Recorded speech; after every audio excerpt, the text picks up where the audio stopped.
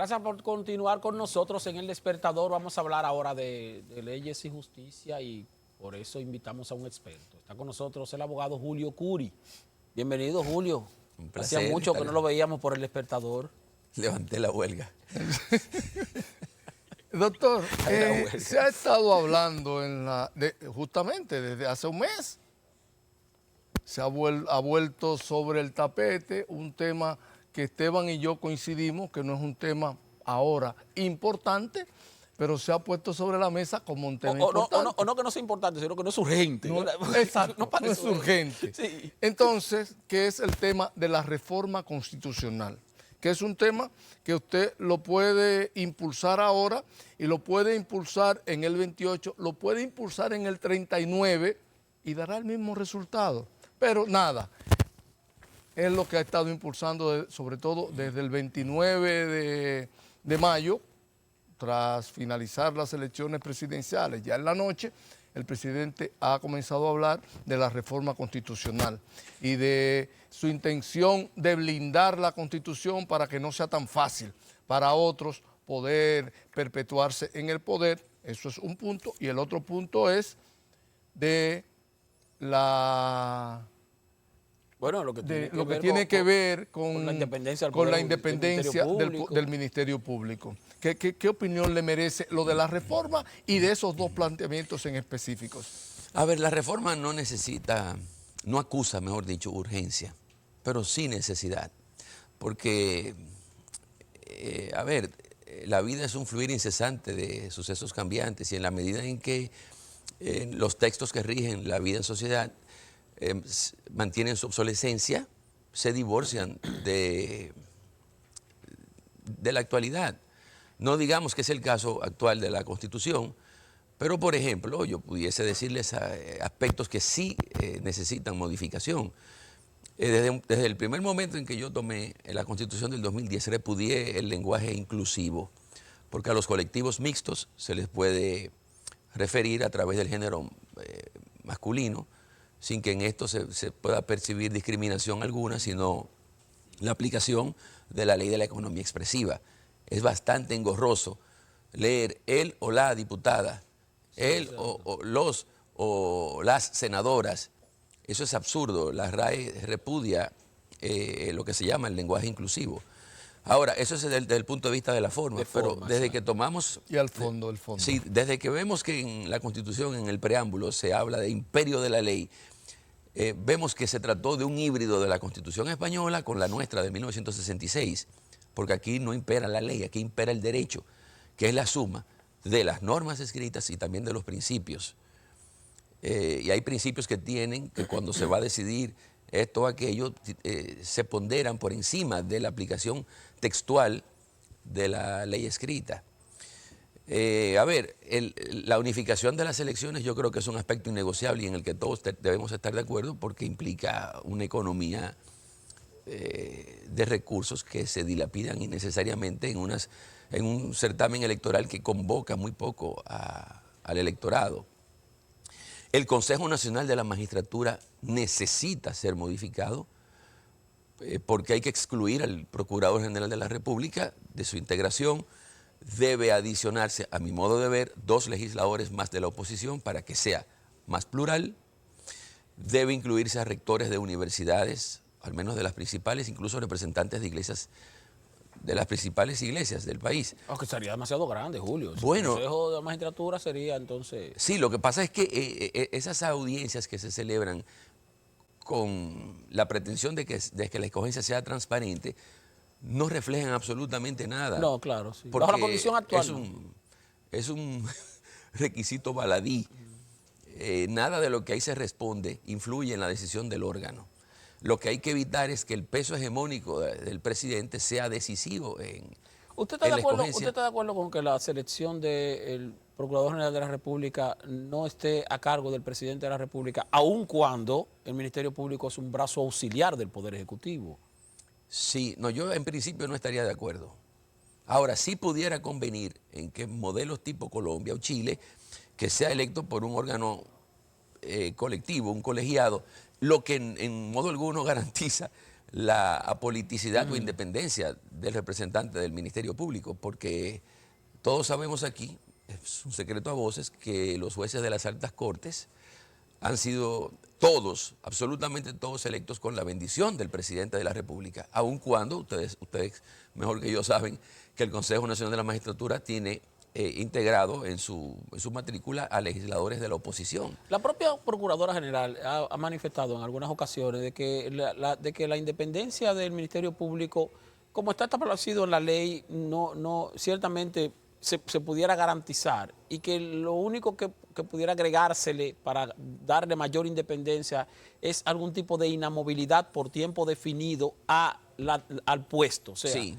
como ocurre con algunas otras instituciones. Lo que sí le he preguntado a algunos abogados que me dicen, constitucionalistas, que me dicen que para eso habría que modificar la Constitución. No. Cuando yo le he planteado, digo, bueno, pero tal vez si tú modificas la ley orgánica del Ministerio Correcto. Público, pudiera establecer ahí un tiempo límite de designación, aun cuando la forma de designación siga siendo la misma. Lo que distingue un órgano constitucional de un órgano constitucional extrapoder es precisamente la imposibilidad de que pueda ser removido su titular durante 2, 4 años, el periodo que fuese. Si fuera así, Entonces, entonces ahí sí hubiera independencia, Por más ejemplo, independencia. el Banco Ministerio Central es un órgano extrapoder y la inamovilidad del gobernador no está establecida en la Constitución, sino en su ley, En su la ley. en la ley monetaria y financiera. Doctor, Exacto. ¿y cuál es Entonces, su eso se pudiera hacer entonces también con el Ministerio Público. Sí, correcto, así es. Doctor, ¿cuál sería su propuesta para una designación del procurador, procuradora general de la República, que sea con mayor independencia que la que tenemos en la A ver, actualidad? puede ser una terna que elija el presidente de la República y la someta a la consideración del Senado o de la Cámara de Diputados, pero con la conformación actual del Consejo del Nacional. Senado, Del Senado. sería Una formalidad. visar la voluntad del presidente, porque si el presidente se presenta una terna de 3 o 5 tras bambalinas, le dirá a cuál de los 5 escoger, porque se trata de un órgano que está compuesto mayoritariamente integrado por PRMistas. O sea que la De forma... manera que lo que cambiaría sería la forma, al menos en este momento. Pero entonces la forma, en resumidas cuentas, la forma de designación no garantiza independencia No. en una posición. No, lo sabemos. Y cuando se eligió la actual conformación de la Suprema Corte de Justicia, yo creo que pocos ignorábamos, ¿verdad?, que el presidente de la Suprema Corte de Justicia sería Luis Henry Molina. O lo ignorábamos. Es decir, siempre ha incidido el peso, ha sido decisivo del presidente de la República. Es su voluntad lo que impera.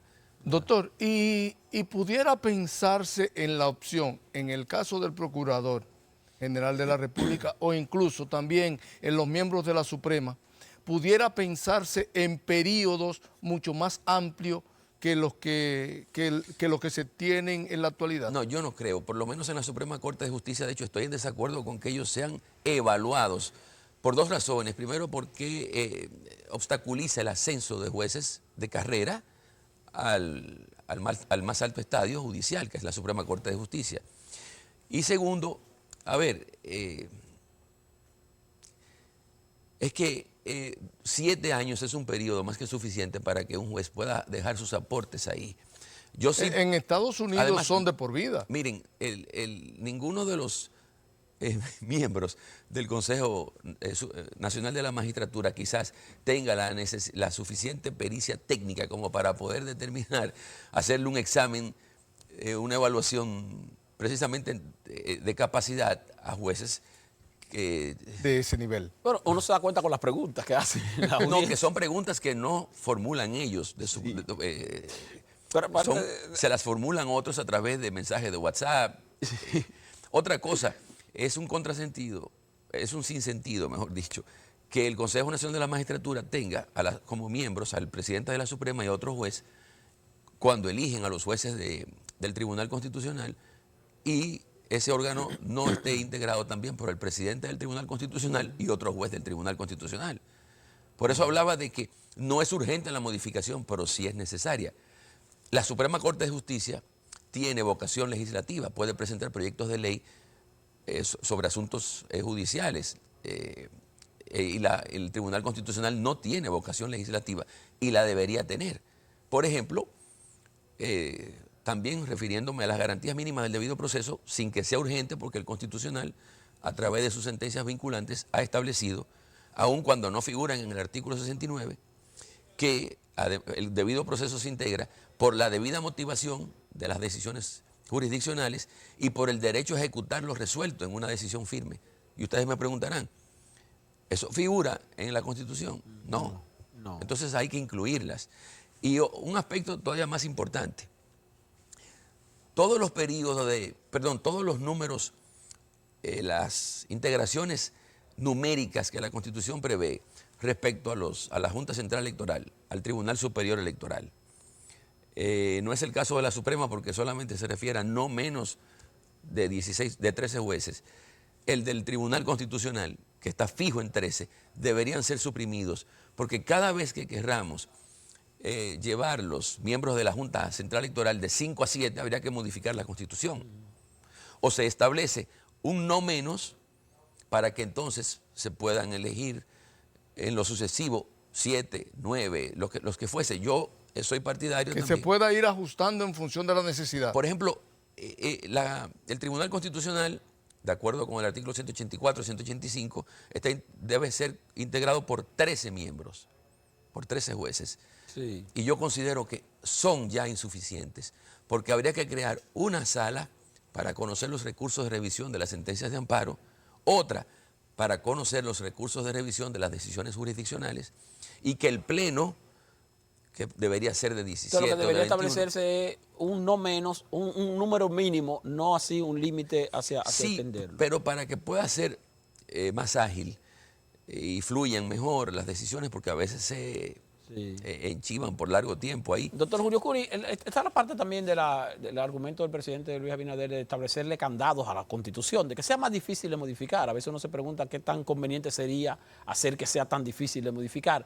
Pero hay algunos juristas que plantean que posiblemente para establecer otra forma de modificación de la Constitución, que tal vez sea más rígida que la forma actual, debería hacerse mediante un referéndum. Que dicho sea de paso, todavía no tenemos ley de referéndum, aun cuando lo manda la Constitución del 10, que habría que aprobar la ley y establecerlo. ¿Qué opina usted sobre esa parte? Eso es plausible y sobre todo proviniendo de un presidente en ejercicio. Porque ustedes me dirán que Leonel Fernández, cuando abogó por la reforma constitucional del 2010, modificó el régimen presidencial, pero lo hizo para beneficio propio, porque él había quedado, aunque yo tengo una teoría que también es respaldada por muchos otros constitucionalistas, de que cuando ya recae sobre ti el anatema, o sea, la consecuencia jurídica, la prohibición, para que ustedes entiendan, de una norma constitucional, aun cuando se modifique esa norma en lo adelante, No debería no beneficiarte. habilita porque la ley en ningún caso retroactúa para modificar situaciones que se han consolidado al amparo de una norma Aquí hay un anterior. debate sobre eso. Entonces, el tema de que se modifica la Constitución, entonces, no, ahora la nueva Constitución no me Eso no aplica es la verdad. anterior. Y eso, Lo que pasa es que todos aquí, voluntaria o involuntariamente, nos hemos hecho de la vista gorda. pero usted está de acuerdo con que se establezcan mecanismos de Sí. mayor, ¿Qué mayor qué rigidez mecanismos pueden para ser? modificarla, pero que no para eso no sería necesario hacer un referéndum? No, no. ¿Y que qué puede- mecanismos pueden ser? Bueno, de hecho la Constitución nuestra no es flexible, es rígida, porque exige una mayoría bastante agravada para su modificación. Lo que el presidente de la República, por eso insisto en que es plausible su propuesta, su iniciativa, pretende es incluir entre las materias que están tasadas o sometidas para su aprobación al referendo, que se incluya el modelo presidencial. O sea, que cada vez que cualquier partido político que tenga mayoría, la mayoría calificada que se exige hoy para modificar la Constitución, se interese para beneficiar al jefe de Estado de turno en extender de 2 a 3 periodos consecutivos a los que tendría derecho, lo que se quiere es que no solamente dependa de la voluntad del constituyente, de la Asamblea Nacional Revisora, sino del pueblo que se ha convocado para decidir si estaría de acuerdo con esa aprobación. Y ahí sí se necesitaría un referéndum. Claro, en ese caso sí. Sí, exactamente. Entonces, lo que está proponiendo el presidente de la República no es en beneficio suyo, sino en perjuicio suyo. Pero lo que se teme es que tal vez se incluya un transitorio, por eso la oposición, un tanto irreflexiva de parte de algunos, de que se han opuesto a rajatabla a la posibilidad de la reforma, porque se ha hablado, se ha rumorado sotto voce, que se puede insertar un transitorio para prohibir que todos los jefes de Estado, todos los mandatarios que han optado por una repostulación, no puedan aspirar en lo adelante a hacerlo. Ya. Pero aún en la eventualidad de que se modifique el artículo 272, que es el que prevé el referendo aprobatorio, eso no significaría que el presidente actual tendría posibilidad de aspirar en el 2028 ni en el 2032. Aunque eso es interpretativo. No, Aquí, no digo, lo es. que aquí se ha convertido eso como en una especie de interpretación. Miren, el artículo 110 constitucional establece que la ley solo surte efecto para el porvenir, excepto en dos situaciones que no vienen al caso. O sea, al que está cumpliendo condena o al que está subyúdice, o sea, al que está siendo juzgado en el momento. La ley que es toda norma. La ley se distingue entre ley adjetiva y ley sustantiva. La ley sustantiva es la Constitución. La Constitución no establece, no prevé una diferencia entre una y otra. De manera que se debe interpretar toda ley, incluyendo la constitucional, solo surte efecto para el porvenir. Y no se pudiera ahí, en medio de toda esa barahunda que genera y que ha generado siempre una reforma constitucional en nuestro país, no se pudiera incluir un transitorio que termine beneficiando al actual presidente. Así como hubo un transitorio para bloquear, para bloquear el camino de un presidente anterior, puede haber un transitorio para beneficiar al actual. Pudiera. Mira, es que ya sobre él, bueno, ahí volvemos sobre el conflicto de las leyes en el tiempo, es que ya sobre el presidente de la República, como también sobre Leonel Fernández, porque aspiró en el 2008 de forma sucesiva a la presidencia, y sobre Hipólito en el 2004, que lo intentó, recayó. Ellos quedaron irremisiblemente atrapados en la imposibilidad de volver a aspirar por la primera magistratura de la nación. Lo que pasa es que Leonel Fernández y su sector no se opusieron a que Hipólito aspirara en el 12 porque él tenía la intención de aspirar en el 2016, sobre la base de que la ley constitucional sí puede retroactuar. Pero esa es una interpretación antojadiza que desde mi punto de vista se divorcia de la imposibilidad de la distinción que el artículo 110 establece con respecto a toda ley. No habla únicamente de la ley adjetiva, toda ley. Eso es lo que establece la Constitución. Y por consiguiente debemos incluir en esa construcción de toda ley también a las normas sustantivas, que son La las Constitución deberíamos modificarla este año, el próximo año, o tal vez pudiéramos En el 38. esperarnos tal vez unos cuantos años más para analizarla y verificar y quizás consensuar mucho más que simplemente verlo como una prioridad, porque el presidente ha dicho, son 12 reformas que queremos hacer, pero la Constitución es la primera. O sea, esta es la más prioritaria. Realmente debería ser así. Miren, independientemente de que el PRM tenga hoy mayoría calificada en ambos hemiciclos y por tanto en la Asamblea Nacional Revisora, la Constitución no puede modificarse por la mera voluntad del partido gobernante. Tiene que ser participativa y consensuada socialmente, porque de lo contrario se percibiría un ejercicio abusivo, autoritario del poder. Y yo no creo que esa sea la intención, que predomine entre los gobernantes. Doctor, entre una cosa y otra, en lo que tiene que ver con reforma constitucional, también se ha hablado, y hablábamos ahorita en el set, Esteban y yo, de la posibilidad de que se reduzca el número de diputados de la República Dominicana o que incluso se llegue más allá y se convierta el Congreso de la República Dominicana en un Congreso unicameral. ¿Qué opinión le merece? Estoy completamente de acuerdo con ustedes. No solamente mi papá abogó fervorosamente toda la vida por el unicameralismo. Y cuando él fue diputado en el cuatrienio 66-70, eran un puñado de diputados.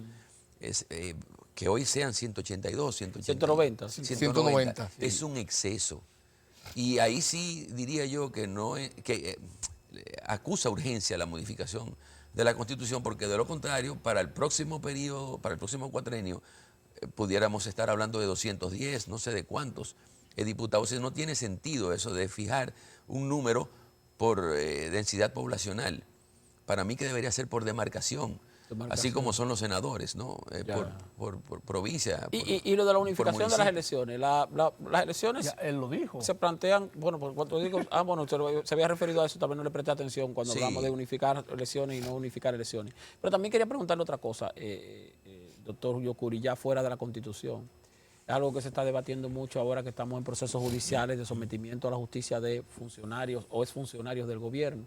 Los llamados acuerdos de delación o los llamados acuerdos de excepción que se hacen con determinados individuos que colaboran con el Ministerio Público para llegar a un objetivo específico.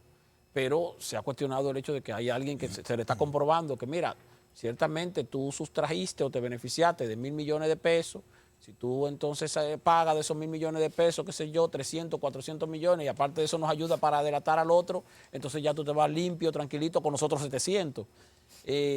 Y sin embargo es algo que aparentemente la ley lo permite. ¿Qué usted opina sobre esto? Oye, yo me he expresado en otras oportunidades sobre eso. Eso es una facultad que el Ministerio Público tiene, la aplicación del criterio de oportunidad, muy reglada, estrictamente reglada, no es discrecional. Para que se le aplique el criterio de oportunidad a un imputado, el hecho que él ha cometido debe aparejar penas considerablemente inferiores a las de los imputados que él incrimina. Es decir, que con su testimonio ayudará a imputar, es decir, que servirán de soporte probatorio para la prueba, para la demostración de que el hecho ocurrió y de que se trata de autores de los mismos, porque lo que establece el artículo 370 en los asuntos complejos, me refiero, no en los asuntos simples, porque en esos casos el criterio de oportunidad apenas exige un dictamen motivado del Ministerio Público y con eso se extingue la acción penal. Cuando el asunto es complejo es cuando se regla esta potestad. Dice, la acción penal de la que se prescinde con respecto al imputado que se favorece debe ser textualmente considerablemente más leve que la acción punible, que la del hecho punible que se persigue o que se... Que es algo que no se está cumpliendo en este caso. No, porque se trata de personas que tuvieron una participación a título de autores y tienen las mismas, conllevan sus hechos las mismas consecuencias que las de los demás. Por tanto, ahí no aplicaría. No aplica. Exacto. Y solamente si el juez es un papel carbón de la voluntad del Ministerio Público, de los llamados sellos pretintados, va a aprobar la aplicación de ese criterio de oportunidad que ha acordado el Ministerio Público en franca violación a lo que establece la normativa procesal penal. Esta práctica se puede convertir quizás en un tipo de motivación de que de repente si pasas por el gobierno y eres corrupto, asegúrate de robar mucho, suficiente como para pagar una compensación mínima y que te quede entonces una buena parte cuando ya estés limpio. Esa es una herramienta y quedarte con la mayoría. Esa es una herramienta procesal que el legislador concibió para beneficiar a los partícipes en hechos punibles que tuviesen menor entidad en la comisión del hecho. Es decir, si yo soy cómplice, a mí se me aplica, en virtud de la ley, la pena inmediatamente inferior a la de los autores. Entonces, no se puede convenir con los autores un criterio de oportunidad para que impliquen al cómplice. Exacto. Por eso se regla en el artículo 370 del Código Procesal Penal, en su numeral 6, que el hecho penal del que se prescinde sea considerablemente inferior al de los demás. Y en este caso estamos hablando de imputados que están en igualdad de condiciones. En igualdad de condiciones. En cuanto al delito. Ustedes no me lo han preguntado, pero obviamente que por el relato fáctico de la acusación, Mimilo Jiménez no fue cómplice de los hechos del caso Calamar. Sino parte. No, autor. Entonces no es posible convenir con autores para imputar, para que sean testigos con respecto a los cómplices, porque a mí me sorprende que en la acusación el ex candidato presidencial Gonzalo Castillo figure como cómplice de coalición de funcionarios, cómplice de prevaricación, cómplice de estafa. A mi modo de ver, eso es un absurdo, pero bueno, entonces vamos a... Pasa con el caso también de Jean Alain Rodríguez, que su principal Cano, asistente Cano, que tenía la misma actuación prácticamente. Que habría sido autor. Y sin embargo está totalmente exento. Lo que sucede es que el Ministerio Público ha pretendido ejercer con una discrecionalidad que la ley le niega esta potestad de convenir criterios de oportunidad. Porque lo que ha debido hacer es celebrar con ellos o convenir con ellos la celebración de juicios penales abreviados. Pero para eso, a diferencia del criterio de oportunidad, en la que la acción penal se extingue, en el juicio penal abreviado hay que declarar culpable al imputado e imponerle, convenir con ellos la pena. Entonces aquí Que no es lo que se ha hecho en este caso. Lo que se ha hecho es decirle, digamos, a este personero del que hemos hablado, devuelve este dinero, te vamos a marginar del proceso, podrás vivir sin una sentencia de culpabilidad que haya recaído sobre ti. Pero sin embargo, eso es como que el Ministerio Público le está diciendo, te absuelvo del caso, pero imputo solamente a aquellos. Sí, exacto. Y ahí hay una discrecionalidad que cae en una discriminación, porque si se trata de autores, si nosotros tres, para valerme de un ejemplo gráfico. No, ustedes dos, yo no tengo que ver con Oiga, eso. Si entran 3 personas armadas a un banco y cometen un hecho penal, ¿no? Sí. No se puede convenir con ninguno de los 3 el criterio de oportunidad porque los 3 habrían tenido la misma entidad, la misma actuación, la misma participación. Sí. Ahora, si aparece uno que es el que lo ha conducido en el vehículo, el chofer, exactamente. el chofer, con ese se puede convenir porque ese no es autor, ese es cómplice, porque jugó un papel auxiliar, secundario, Buen ejemplo lo que usted está de poniendo. una entidad inferior. Y la otra parte es que, tomando en cuenta eso que usted está diciendo, cualquiera de esos procesos que se están conociendo actualmente con criterio de oportunidad pudieran ser desmontados por un juez que actúe de manera correcta. Exacto. Sin embargo, si lo hace, la opinión pública lo va a acabar. Entonces, al final termina el juez tomando una decisión que tal vez no es la que legalmente e institucional y procesalmente corresponde. Es que depende, chicos, estamos en un régimen, al menos yo creo que ya había cesado, pero el reinado de terror que en el 2020, 21, 22 mantuvo el Ministerio Público entre los jueces, Todavía continúa. no creo que todavía, pero quedan vestigios. Así que veremos ahora con ocasión del el poder mediático y ese tipo de cosas. Que entonces... No, y fíjense que en el caso del juez aquel que dictó auto de no lugar para la acusación de los 3 brazos, lo sometieron disciplinariamente y lo destituyeron. Es decir, o se hace lo que el Ministerio Público quiere o te tienes a las consecuencias. Doctor, y eso sí tiene que tocar a su fin porque eso es muy peligroso. El Ministerio Público es el órgano de la investigación y de la persecución penal, pero la decisión de determinar si este o aquel otro incurrió en el hecho es de los jueces que, de acuerdo con la Constitución, son independientes de toda influencia vertical u horizontal. Ya. Doctor, una última pregunta, porque nos está diciendo el director que tenemos que irnos. Una última pregunta. Se ha estado hablando, e incluso el presidente Abinader creó una comisión para la revisión de la ley 6132 de libre expresión del pensamiento, que de hecho es una ley que hace un buen tiempo se viene hablando de la necesidad de su reforma.